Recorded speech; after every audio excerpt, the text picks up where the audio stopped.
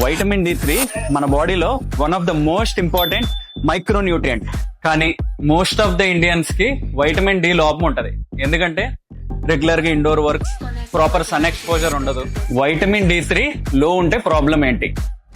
Mood swings like anxiety రావచ్చు, bone strength weak అవుతుంది, over a period of time నీకు joint pains వస్తాయి, నీ మజిల్ రికవరీ సరిగ్గా అవ్వదు. వైటమిన్ డి3 తో పాటు వైటమిన్ K2 ఎందుకు తీసుకోవాలి? ఎందుకంటే వైటమిన్ డి3 మన బాడీ కాల్షియం అబ్జర్వ్ చేసుకోవడానికి హెల్ప్ చేస్తుంది.